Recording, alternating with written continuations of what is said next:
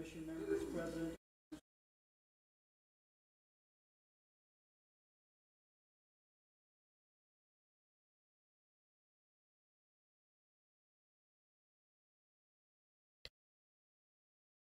Thank you, sir.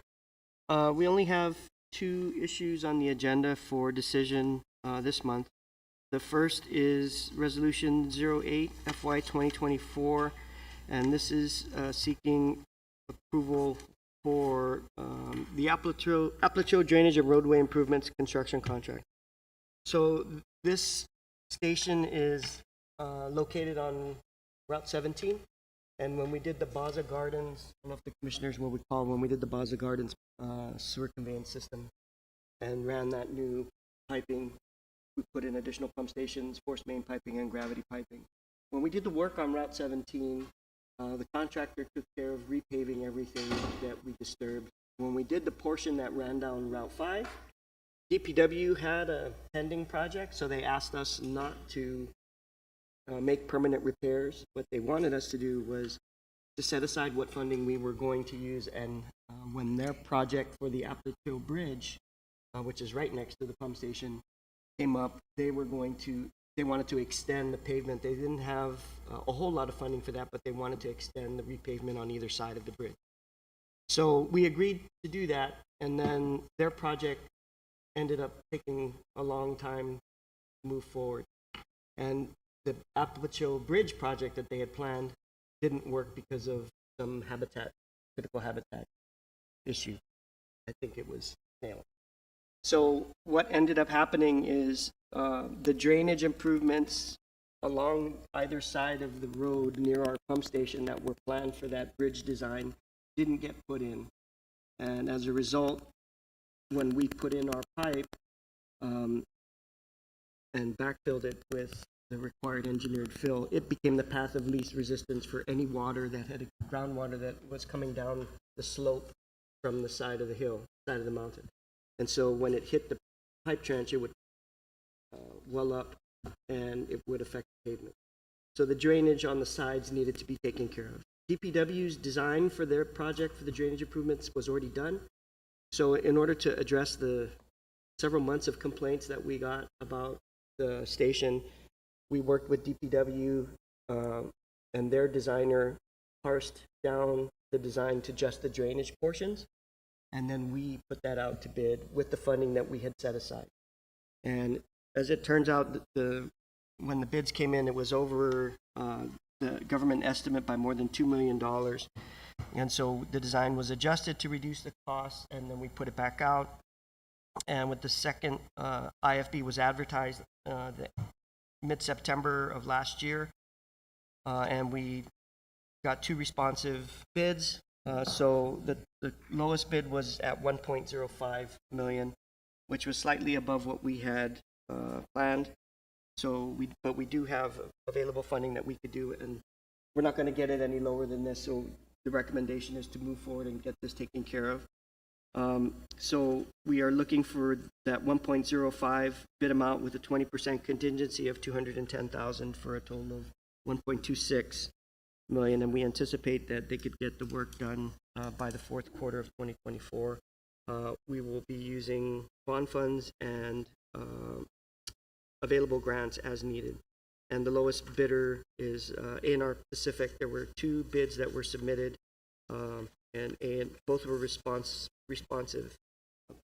and responsible, but the lowest bidder was A&R Pacific. And so we'd like the board to approve us to move forward with this. It's over our contract review protocol limits.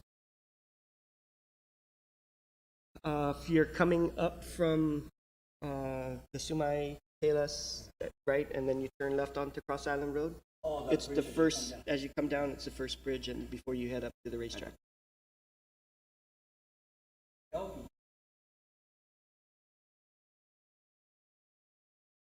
Questions, colleagues? I'm gonna. We are not prepared. We don't have a resolution in the package for number 9, but Teresa can talk about it. Just to give you. Yes, they did the monitoring well project with the federally funded OEA grants, the 7 new wells.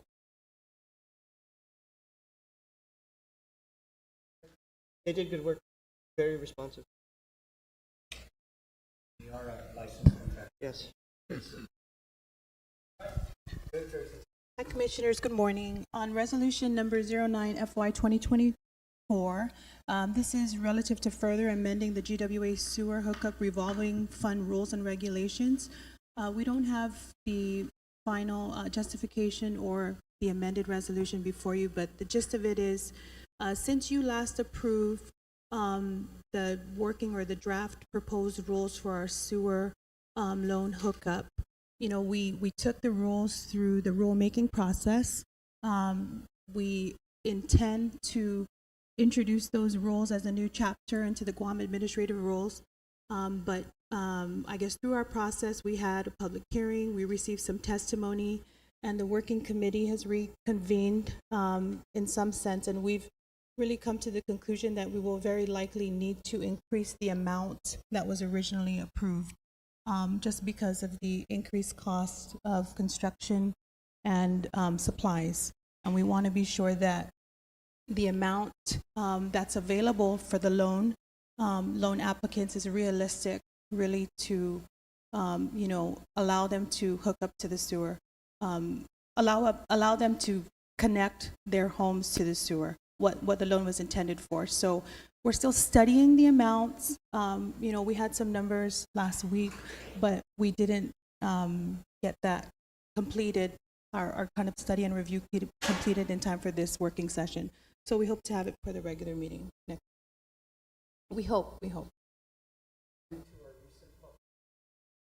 We were asked about it at the recent public hearing. Senator Perez wanted to know where we were. She knew that we had had the public meeting or the public hearing about revising the rules. She provided, well, no, she did provide testimony, but she provided legislation that gave us an additional $2 million to put into the fund, which was initially only seeded by Guam EPA funding. I think it was US EPA grants through Guam EPA. But the total amount available and the limits on the loan, the total loan amount, didn't make it practical or useful for the public to connect because it didn't really cover the current cost of construction. And when we did the analytical study for the septic tank elimination and cesspool elimination program, it contained recommendations on how to make the loan program more useful, which was the basis for revisions to the rules. So, good question, because in this discussion on the new type of treatment, Senator Dwayne is going to build how this will lead build it. Start on work. Been resurrected. Fortunately, there's some, I would characterize it very side of understanding what is and what isn't. Scale is very good. One development of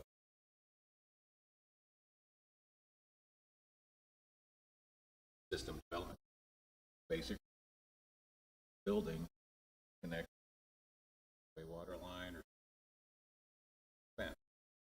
Current ratepayers pay their next building, my next one pays.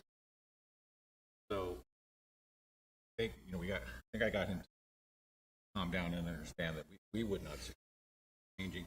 He said, well, change the system development charge. Gail was very good about presenting everyone, community, the paper covered it. You know, since the system development charge raised $7 for building system development charge,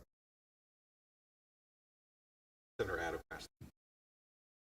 And then WA spent 12 million of it, committed another million of it, remains 4 million in the system development, supposed to pay for expansion of water lines, sewer lines, collection lines, treatment plants. The theory being the next 1,000 buildings over the next decade going to require more capacity, water and or wastewater needs, and system development monies to pay for that to the puzzle. But the real key part is individuals still have to keep up, get to this revolving loan fund that has been available millions. But the reality is, good example, this is 20 years ago, Dad's house built in the 50s, finally had a sewer station, 3 football field, Seventh-day Adventist football field away. It was $15,000 for her to. So imagine at $2 million, how many, and that was 15,000 20 years ago, to run a football field line. Reality is, next fund, even with dollars, it's going to help some people. It's not going to help a lot of people, because 2 million is 125 hookup, times 15,000, and hook up for 50. So that's going to be a continuing challenge. But that background, I wanted to make sure I understood. There was some confusion. I think there was some. We have 40,000 water users. 42,000, okay, of that magnitude, and we have 25,000 wastewater users, right? Okay, so four and 3. So we still got 12,000 people that are essentially on septic.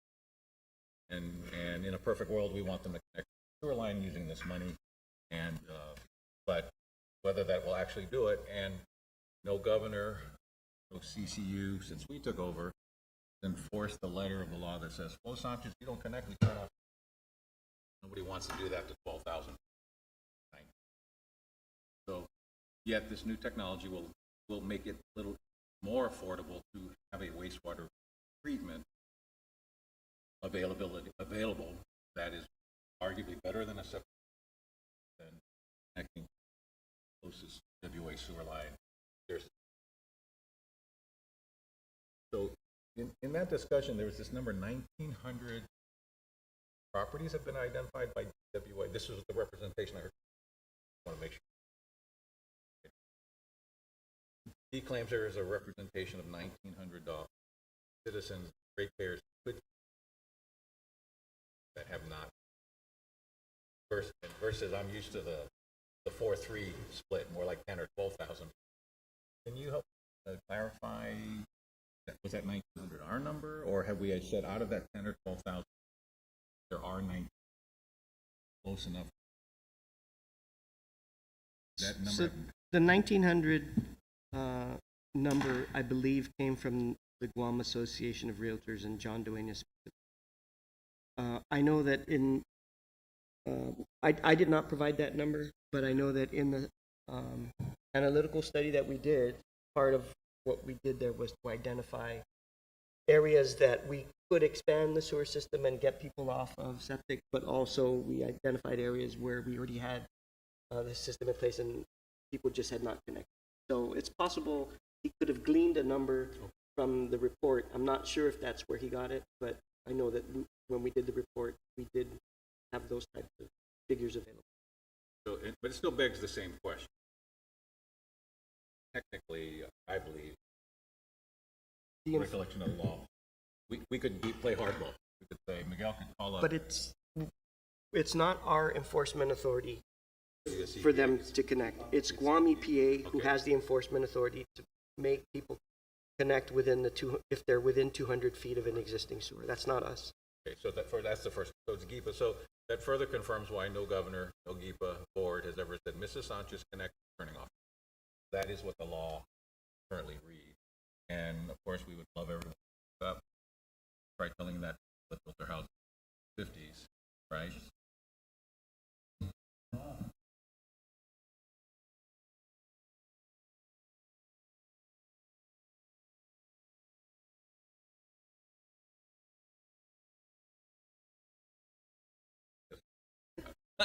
You're going.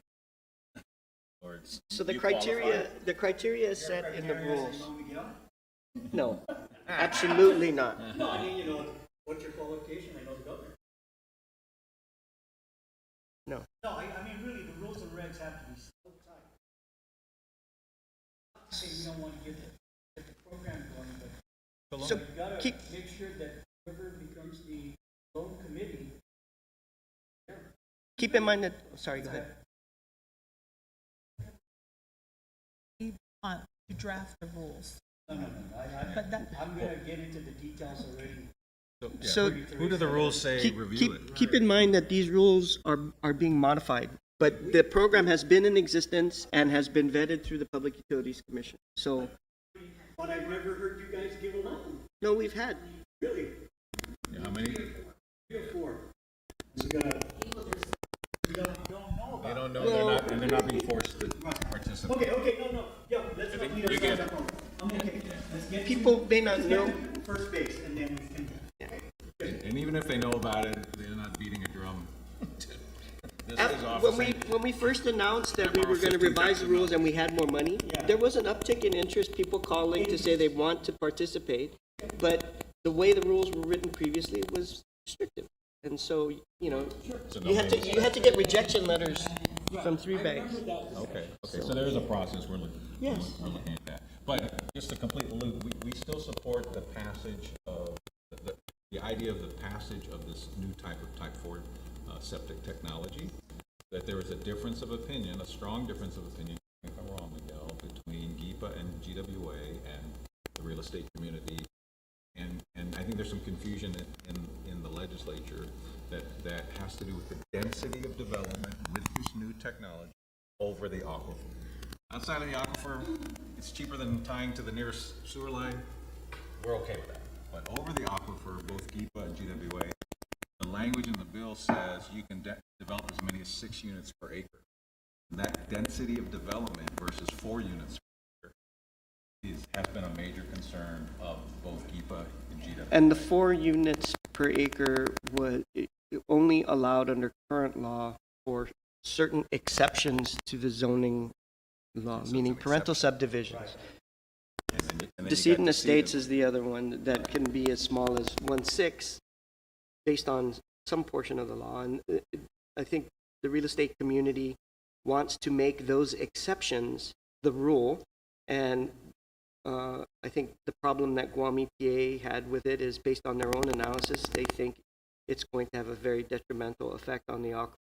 There's been data presented that shows that nitrates are an issue, and this system will help with the nitrates. But there's been no data presented about other emerging contaminants because there hasn't been a whole lot of research.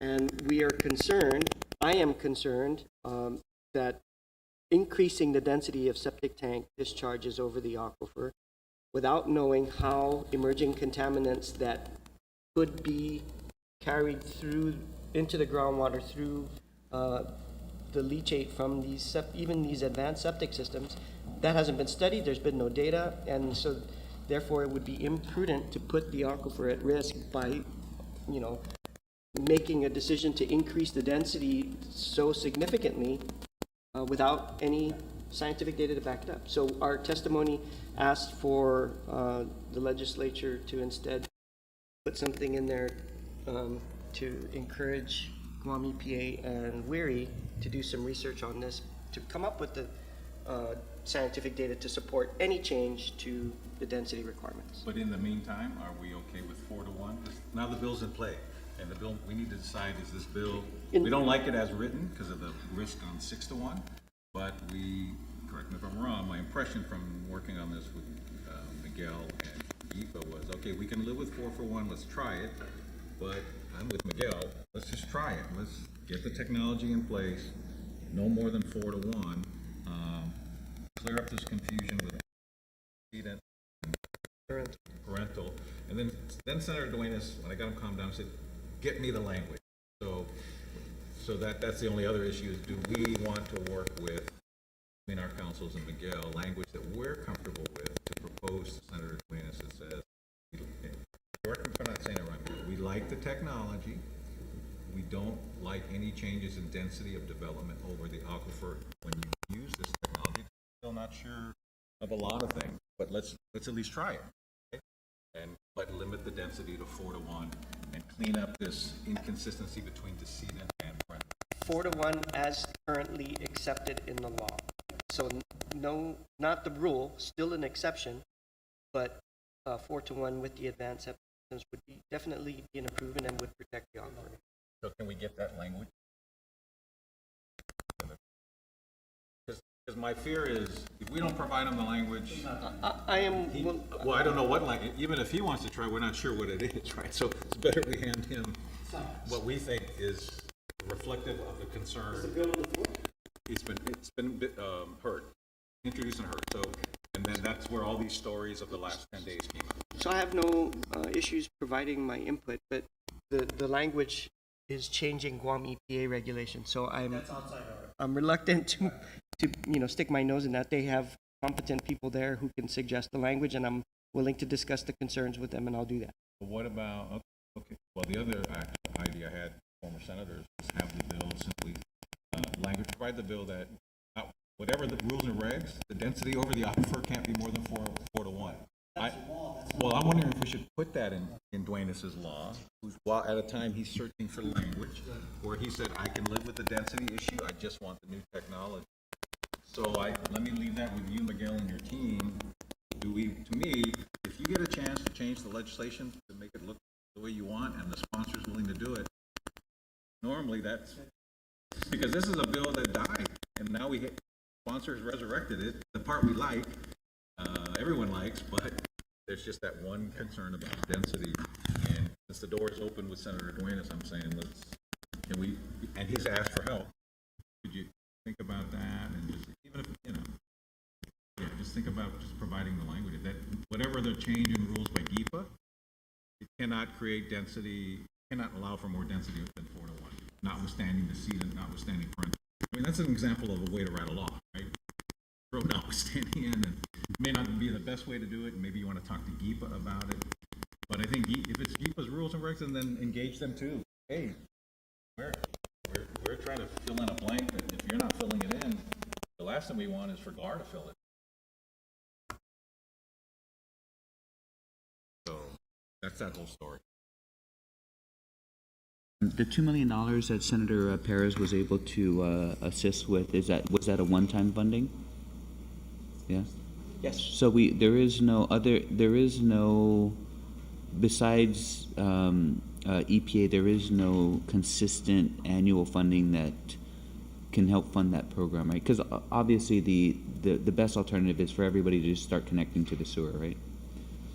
Yeah, there is no ongoing funding source for this. The intention is that some people take advantage of it, and then as they pay back, you're able to offer it to more people. But in order to do everybody at once, I think the fund would have to be a lot larger than it is right now. So that's part of the concern, although Teresa mentioned, construction costs just within the last couple of years have gone way up, and so adjusting the maximum loan amount is something that they're looking at. And the question I asked over the weekend when this was raised was, how is that going to impact the total amount available, or I'm sorry, the total number of customers that can take advantage of it if we start to increase the loan amounts. We'll have less customers, but and depending on the terms, it won't replenish as quickly as we might need it to make. So those are the things we're looking at, but we'll get it all sorted with the recommendation for. And underlying that, this whole headache is the customer pays to connect.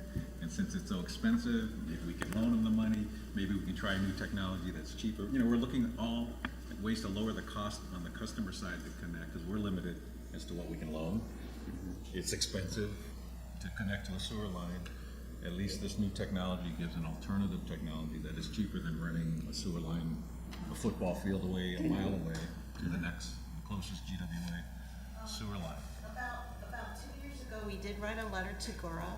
They have a couple of federal grants that can either grant or loan money to disadvantaged communities.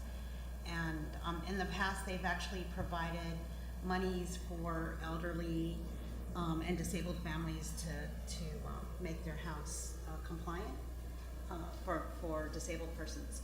So we wrote a letter to them suggesting that they might set aside some money to help low-income families connect.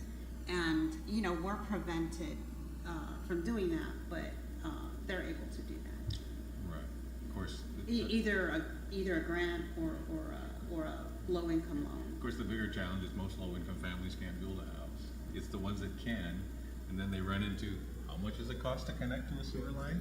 Right. That's why Senator Biscoli started this whole conversation, and you know, there's areas in which we agree with GAR. Okay, correct me if I'm wrong, Miguel, but we seem to be okay with the technology between GEPA and GWA. This new technology appears to be another way to at least better handle wastewater at a lower cost until we get a sewer line closer to people, which then opens the other headache of, okay, even if there's a sewer line close to you, it ain't cheap. Since you still got to pay for it, can GWA pay for it? Can our loan program pay for it? It's a problem that's not going to go away anytime soon, but at least for every new building we're building going forward, if someone new technology and Duane's bill is cheaper than running, generally can be cheaper than running. Am I being generally accurate with the nature of the headaches or the issues we're trying to coordinate and resolve? Yeah, am I missing anything? No, I think you're generally characterizing it, you know, accurately. There are other things that the analytical study recommended, which the engineering team is already looking at. So there are other jurisdictions where public-private partnerships exist for the private connection part. An example of that would be if we have a project to run new sewer lines throughout in an existing community, we can include lateral connections all the way up to the house and, you know, estimate those costs and have a cost share with the homeowner, but we'll get economies of scale because we have one contractor already on site doing all this work. So there are ideas like that that would make this easier, and we're exploring them. And if we can roll them into our CIP, we will. You still seem concerned though, Miguel, and I think it goes back to the technology addresses the nitrate issue, but it doesn't address what we've seen in the news recently, right, regarding PFAS and yeah. So and there's no technical data on that from the manufacturers. So the PFAS issue is so new that I wouldn't expect there to be anything from the manufacturers. They have good data on the nitrate reduction.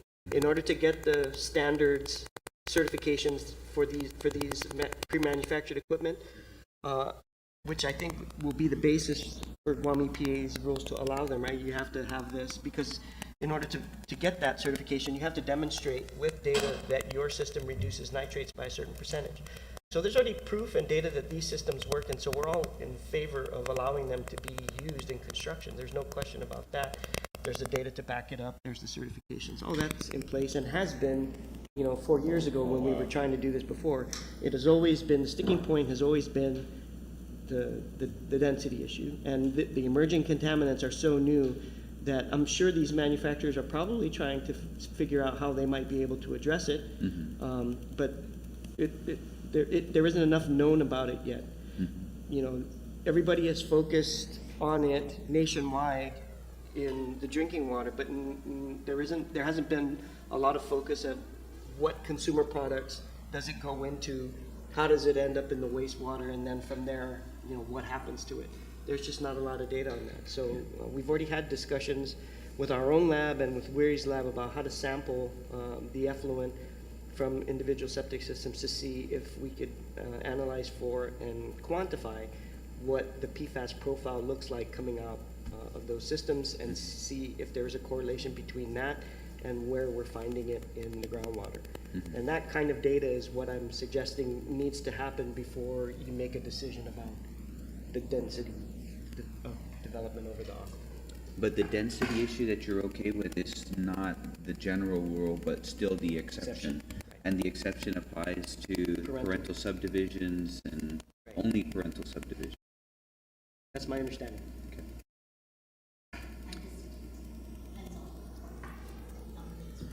So if it's a distinct aquifer, of course, the one deciding on the subdivision, that's also what is in this bill as well.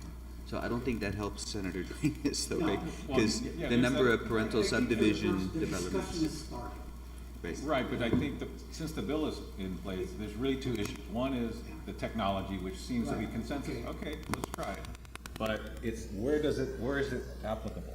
Over all lots? And then that was Miguel's initial concern. It seemed like you could put it anywhere, no restriction, especially over the aquifer. Right. We don't care so much when you're not over the aquifer, but we should, yeah. And that's when the tension exists. But you want, so that's the other question, Miguel. It's sort of like, in a perfect world, we pass the technology, we then have years of data, and then we'd allow it to exist. But the way the law reads, the minute it's law, you can start using this technology even though we haven't done all the research. Is our position, don't pass it yet till we do it? I mean, it's chicken and the egg. You can't do the research till you pass it, or till you start using it. Or how do we reconcile the concern? The research isn't necessarily focused specifically on type 4. Okay. It's just on effluent from septic systems. We know that the type 4 systems will reduce the nitrates, Okay. but it's, So we still want the, we want the bill for that, but do we want the bill to be passed? Do we still want the bill to be passed that at least authorizes the use of the technology as long as we restrict the density? Would that be our proposed solution or not? what I've stated in the testimony is we're supportive of the new technology to be, use the regulations to go along with it, and for it to be used up to 4 units per acre in line with the current and existing exceptions that allow for it, which is essentially for the parental subdivision. So so councils, I think Miguel has stated it perfectly, what his preference would be. Can you see if you can develop language? Senator Duenas has asked us, come up with the language that would implement it in a way that Miguel has just described. We've been given an opportunity. If we don't participate, we don't know what's going to happen. And as you know, it's not always good in legislature when you don't know what's going to happen. And he's not sure what to write either. So we got to help. But that exception is, whether you're over the aquifer or not, that's still the exception. So that exception remains. I think that one is just for when you're constructing over the aquifer. Over the aquifer. If you're outside of the aquifer, then every subdivision is allowed that density, if I'm not mistaken. Of 4 to 1. Yeah. So that's why I'm thinking, from our experience in the law, I'd rather have it in the law defined, unless there's a reason we don't want it. And Senator Duenas is open because he just wants the technology. He says, I'm okay with density. You tell me what to write in the bill. So between councils and Miguel, if you can come up with language, it's better for us to propose language than to hope they get it from the hearing. Yeah. Right? It's just. How do you tackle the issue of, it's a GWA issue, not really us? Well, maybe the law says in GWA's rules and regs, they shall But not. I tell you what, just. That's what I'm saying, work on they it. can play, Here they can play with it, in GWA, Right. the law, I thought about it, in GWA's rules and regs, no rule and reg can allow for more than 4 to 1 density, something like that, right? Then GWA, do what you want, but you can't go past 4 to 1. I think what you're saying, Commissioner, is you want to just, provide the guidance, because if we don't, potentially it could go somewhere where we don't want it to go. Or not happen at all. Yeah. Which is what happened 4 years ago. Okay. Did you want us to move on to the management report? I have a time constraint on my side, anything you guys have to do at the same time? I could read it online and then ask questions on. Okay. Any other issues? Really pressing that we need to? Yeah, So just, anything we averted. raised the refunding schedule, dates that you need to be Yeah. cognizant of, and how it might impact the February Yeah, meeting. what did, oh, We'll do. This is refunding of our, bond, when is it no, scheduled? this, the GW, Yeah, when's it here you go. scheduled? end of next month. Yeah.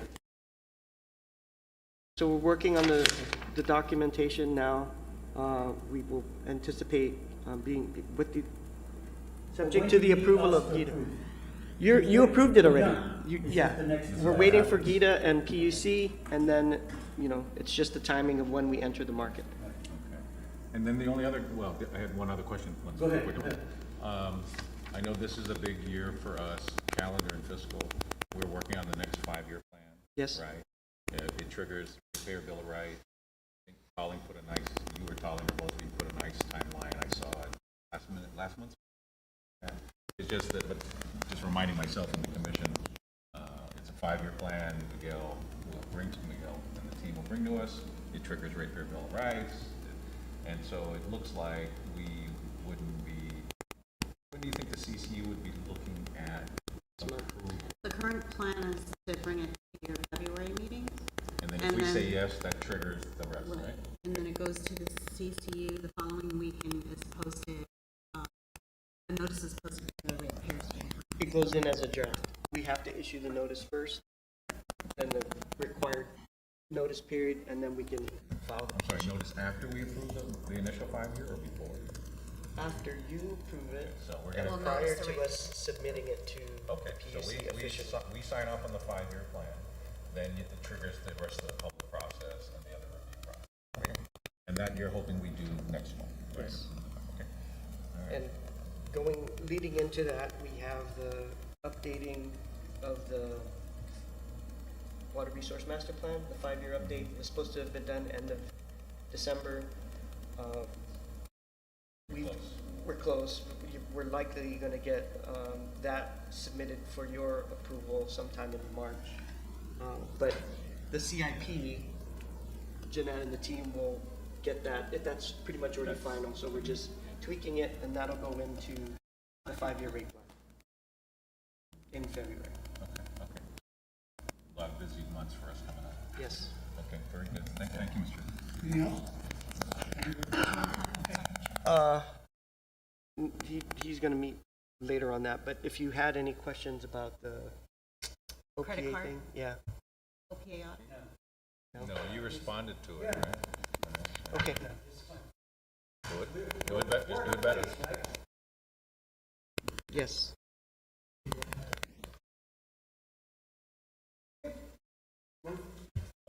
Move to adjourn the work session, Mr. Chairman.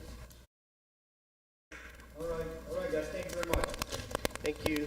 We'll be here on Thursday if you have anything else to bring up. Did you see,